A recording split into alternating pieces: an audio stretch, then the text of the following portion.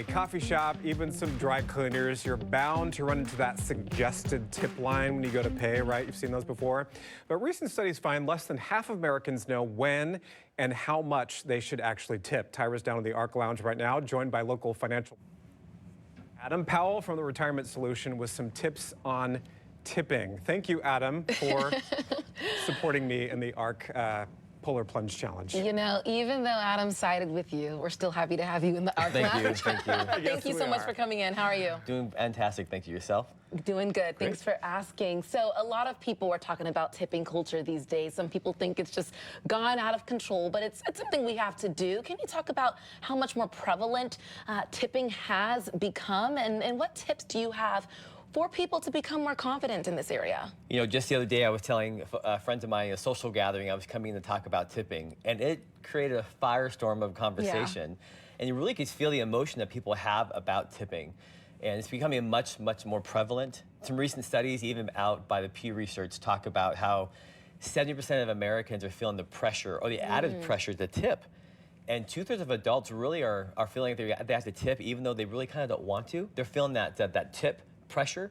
And I don't know any of us that like to have that peer pressure when it comes to tipping. It's no fun. Where do you think that pressure is coming from? Well, I think a lot of it comes from inflation. Yeah. Right. We're naturally compassionate and caring for other people, and we want maybe we're thinking about the person's salary, their wages, they make ends meet, and also the restaurants and other institutions around us. They're really forcing tipping upon us quite a bit. Sure. Yeah, they are.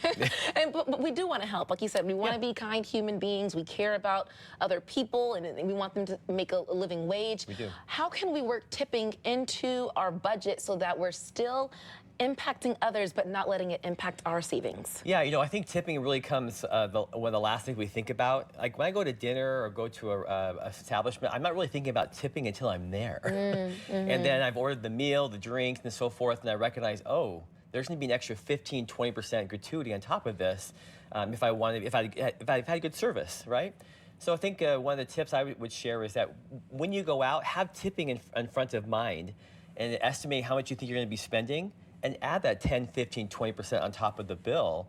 So when you go into it, you go in prepared with your budget. So you're suggesting before we actually get to the establishment, make the plan ahead of time? Yes. Okay. Yeah. I mean, many times we go to places that we've been to before, so we're familiar with the pricing and so forth. And now with the access of menus being on our phones and so forth, we can quickly look up and estimate how much it's going to cost us to truly budget for that. We're talking about meals especially, but there's other services we can tip for as well.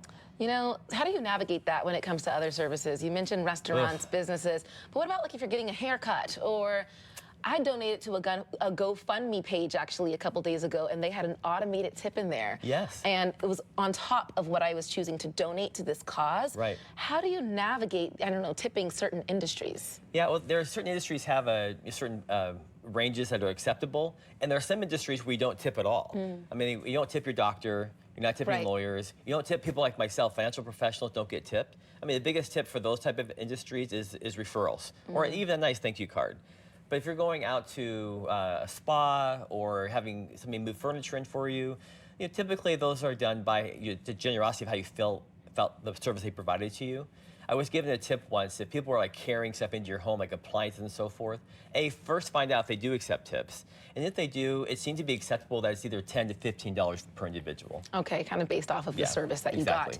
Something else you said earlier, a lot of these restaurants, I see it mainly with restaurants or coffee shops, they kind of guilt you into tipping a certain amount because of those automated responses. How do you navigate that, and what are some of the strategies to avoid that? Yeah, so be aware of that, number one, is happening. I mean, I recently had even a fast food app. Automatically, you got 15% added if I'm doing a mobile pickup. I'm like, what? And so you have to think about what am I doing and why? And so I would navigate by tipping and carrying cash. Cash, you can control that. It gets you around those tricky navigating screens or the automatic 15%. Or also just do the math in your head real fast, which is not easy for everybody to do.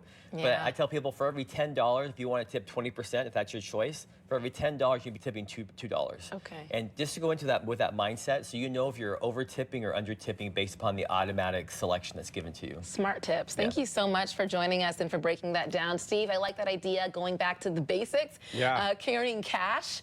I don't carry cash often. I probably should, because then it lets me just what? Not donate, but tip $1, tip $2.